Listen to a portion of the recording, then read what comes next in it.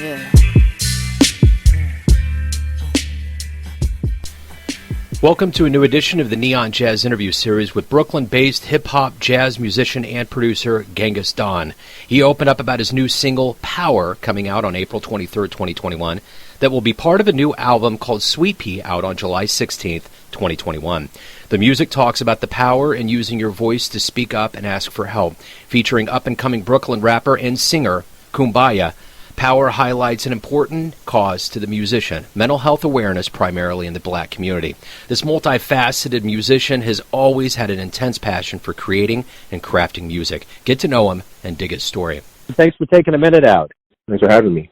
Yeah, you bet, man. So your newest album, Sweet Pea, comes out on July 16th, but your new single, Power, that's dropped already, correct? No, it's coming out April 23rd. I guess what I want to know, as you gear up for all these releases, what are your thoughts on the world going through a pandemic and all of these things that we're living through right now? Was there any hesitation about the timing?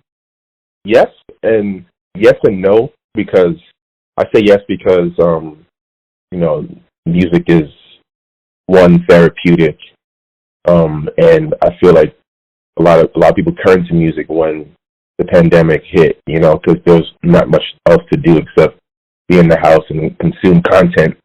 And content, whether that was video or music, I think a lot of people needed music. But at the same time, as an artist, on the other end, it's hard because your means of living is taken away from you. You can't tour, you can't really see the fans. So to drop music and not see the results of it and how it affects your fans is kind of hard, Talk to me a little bit about the voicing on this release and this album.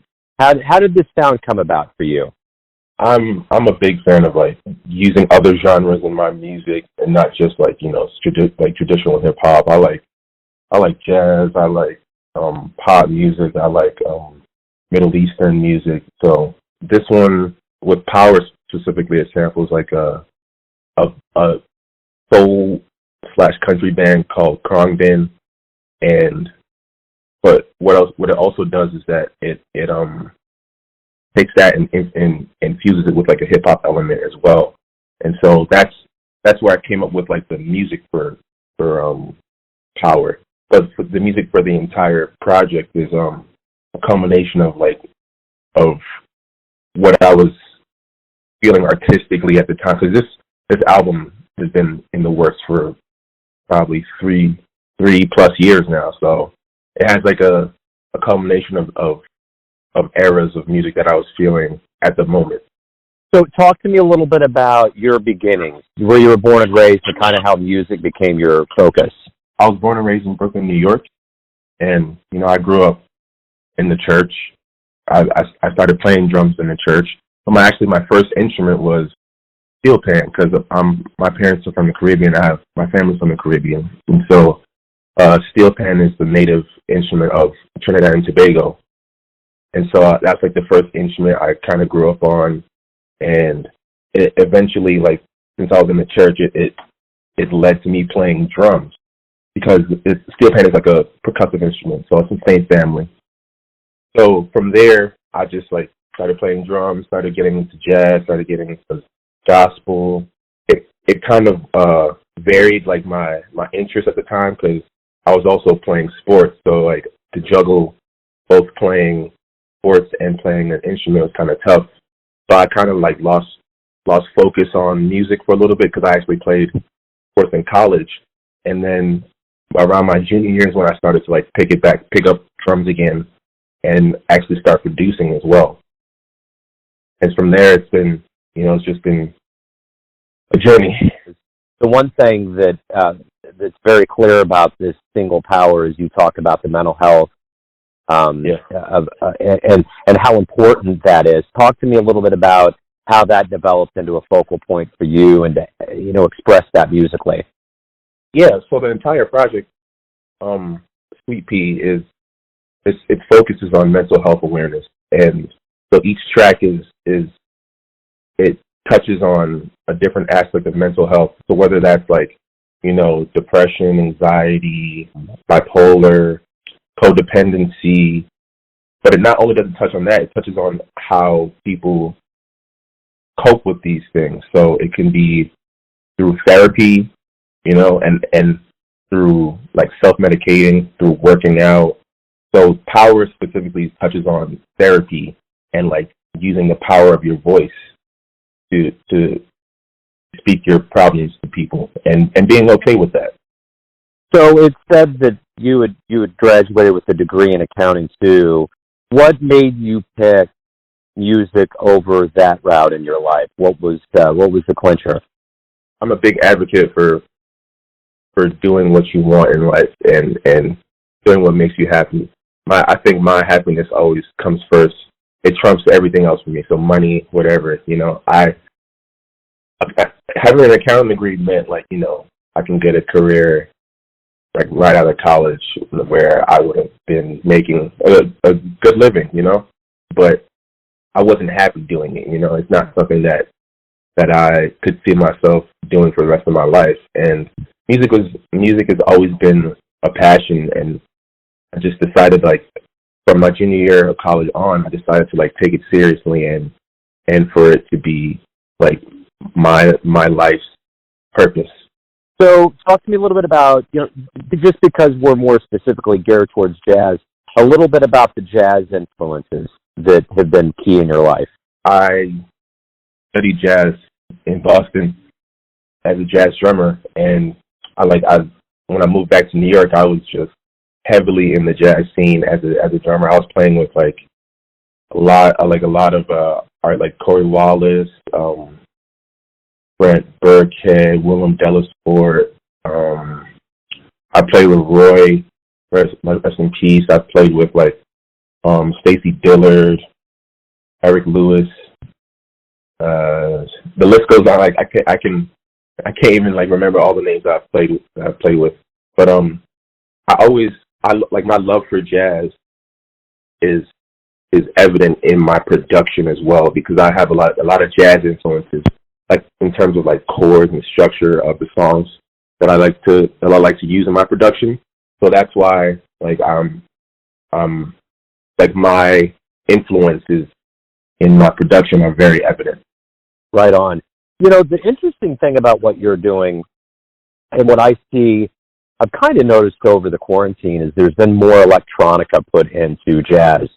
And I think about what you're doing and what Miles was doing as he, got going further, got beyond that orbit of Bitches Brew and all of those things. There was a lot of elements of R&B and hip-hop and all of that was going on. So I'm curious, as we kind of move further and further down the line here, do you see that as kind of a more healthy, economically viable option for jazz to start amalgamating different sounds and different voicings into what is known as traditional jazz? Yeah, most definitely, because I think that traditional jazz is a term that's kind of pigeonholed a lot of artists today, and because of that, like it hasn't been able to evolve in a way that's like economically viable and financially viable for a lot of musicians. And so I think that I see it a lot with like the younger, the up and coming generation of jazz musicians, of Black American musicians, Black American music musicians who are incorporating a lot of electronic music and like digital audio workstations into their playing. And it's a beautiful thing to see, because you see the elements of the newness of like technology, but you hear like the influences of like the Coltrane's and the Miles Davises in their playing. But it's just a lot of the times it's a new thing to people that I think that once we hear a lot more, we'll be accustomed to it, and we'll be like, all right, this is exactly what jazz should be headed in. Like, this is the direction that jazz should be headed in. So as a creator, every day you wake up, what do you look forward to the most being a professional musician? Creating music with people that I'm really influenced by, or people that bring the best out of me, because that's like one of my. I have really two goals in music, and one is, you know, to work with people that I really, whose music I really enjoy, and to be able to create something with them. And also, the second is to be, I guess, a voice for those who don't have it, you know, to represent people whose stories aren't really like, who are pretty common. Their stories are common, but like aren't really talked about, you know. So I want my music to always resonate with them. And I feel like every day I try to wake up and create with that mindset. So we are only as good as the shoulders we stand on. What did your mentors teach you that you in turn teach younger musicians that you're around? Selflessness, man. That's been, especially like in my playing as a drummer, being selfless, like playing for the music and not playing for yourself. I try to incorporate that into my production as well, because I don't want the production to be the focal point. I want the production to be like a canvas for the artist to be able to paint a picture. I want to be able to provide like a bed for the music to really lay on and be comfortable in. You know, we obviously have lived through a tumultuous year on many fronts, between the virus and all of the unrest and everything that's gone on. And I think it's provided all of us a moment, many moments of self-reflection. What did you learn about yourself during this year of quarantine that maybe you didn't realize before? Things that came into sharper view for you? I think one thing that I've learned is that how introspective I am, and how willing I am to grow as a person, because this quarantine was tough on a lot of people's mental health, and especially mine as well, because I lost family members, and I didn't know what to do. I didn't know what I was going to do for a little while, because of tours being canceled and gigs being canceled.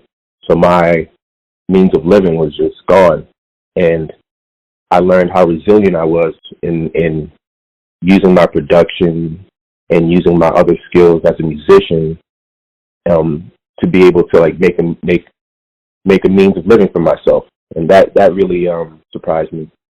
As we all, the world starts waking up and shows come around and things start getting back into it, what are you looking forward to the most? Just the audience, the crowd, the fans, man. It's one thing to play on live streams and not see the audience. It's cool. Like you're with your friends, you're playing, but like I miss the interaction with the fans, with the audience, with the crowd. There's a certain energy that you draw from that can't really be emulated through a live stream show, you know? So if you have a time machine that pulls up in front of your house when we get off the phone, and you can dial in the digits and go anywhere in history and see anybody live, and even talk to them after the show, who are you going to go see? Anyone live. Yeah. I would have loved to see Michael Jackson in his prime. It's because I just want to experience like the aura of what he had. And I see videos, like I grew up a big Michael Jackson fan. Like my dad had like all of like the music videos on VHS, and I would be at my grandmother's house, and I'd be practicing like the choreography that they had for especially the Thriller video. Thriller video was like one of my favorite videos. I knew the choreography down pat, and I think experiencing what that level